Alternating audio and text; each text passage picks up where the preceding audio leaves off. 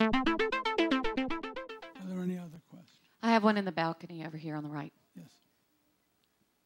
With what's going on with the auto industry right now, one of the things that I can't comprehend, I can't deal with any understanding, is the unions and the manufacturers' agreement to do the skill banking, to pay employees salaries that are not producing. And I think the excuse is totally, I'm unable to understand it. Is that significant, what the unions have done to the auto industry and industry in general, or is it a blip that's not important in the overall? Well, first of all, I think it's very important, but I think we have to see it in a historical context.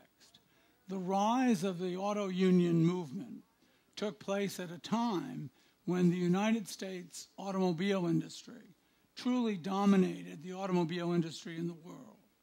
And so the auto manufacturers felt that they could give into union demands that were those demands on the table today they could not afford to give into.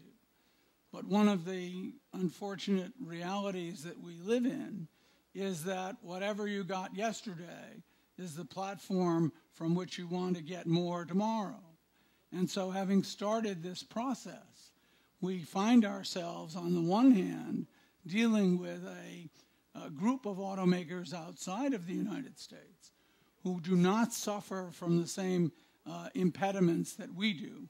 They do not have to add $1,500 to every car just to take care of the health care benefits of their employees.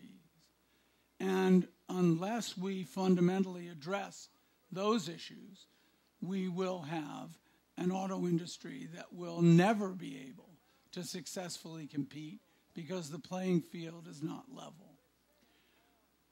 Interestingly enough, the sub rosa debate in Congress as to whether to bail out the auto industry or not, which has not been discussed, so far as I know, in the public media, is the fact that if the auto industry files a chapter proceeding, goes into bankruptcy, they have the ability in the bankruptcy process to negate executory contracts, get rid of benefits that they could not otherwise get rid of in collective bargaining. And so much of the debate in Congress is, let them go through the process of a bankruptcy, and then we will bail them out because they have a much better competitive advantage coming out of a Chapter 11 than they would going into it. So that's why a mere, and I say mere in pejorative terms, $25 billion out of well over $700 billion is not readily being made available to what is considered by all a core industry of the United States, because underneath that discussion is the fact that a bankruptcy could be a cleansing process to wipe away the mistakes of generations of collective bargaining that no one wants to openly suggest is a good idea. But in fact, it's a good idea. I have a question to your left down front. Kingdom. I'm sorry? I live in the United Kingdom. After the Second World War, Britain was bankrupt. We had Chancellor of the Exchequer, Stafford Cripps, who introduced a austerity budget where he taxed necessities at a low rate and luxuries such as drink, furs, jewelry, etc., at very punitive rates. That was abandoned in favor of a value-added tax, which we've had now for many years, which is 17.5%. Across the board. Across the board, yeah. Except for food, children's clothes, etc. There are exceptions.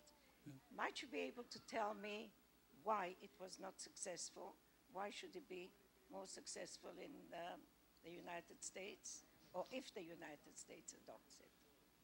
Well, first of all, that's a very fair question, and one that is not easy to answer. But I suppose if you look at the power structure in post-war England, the forces that were able to bring political power to bear to get rid of that tax structure is different than the political forces that are able to bring themselves to bear on doing something like that here and now.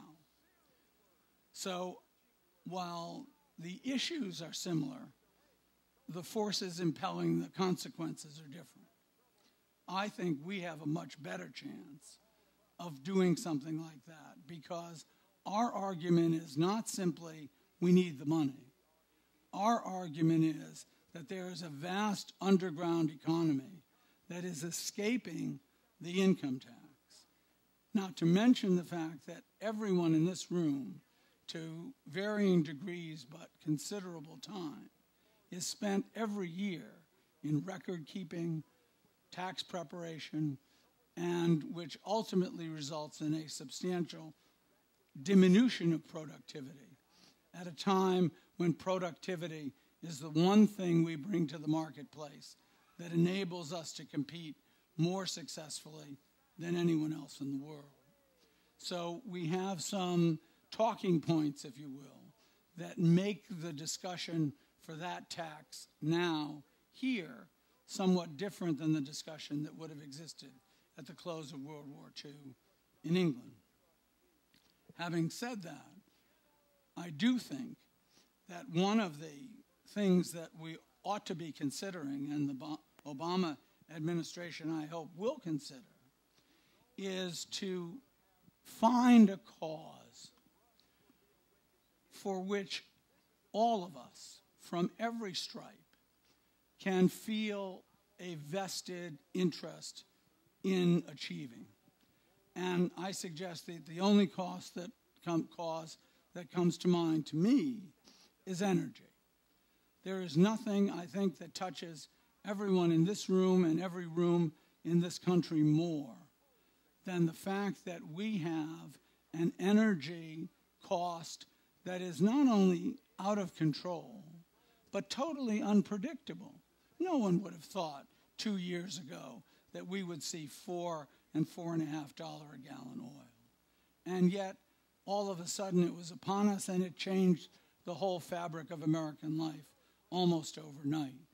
And so if the Obama administration said that we are going to have a national commitment to energy self-sufficiency, not in 10 years, but in 5 years, and we will tax whatever it needs to take to do it as long as we do it responsibly, as long as we segment it in a way that takes the advantages of each of our energy sources and uses them to their best advantage. For instance, obviously cars don't burn coal.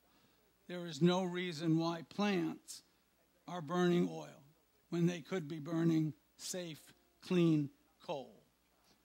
These kinds of decisions, I think, if they are brought to the American people, we will bring back the same spirit that we brought to World War II when we went through tremendous suffering in terms of rationing, in terms of changes to our lifestyle, in terms of donating everything from our pots and pans to our newspapers, to see to it that that war was won. And I suggest that this war, the energy war, is every bit as much of a threat to the national security of the United States as World War II was.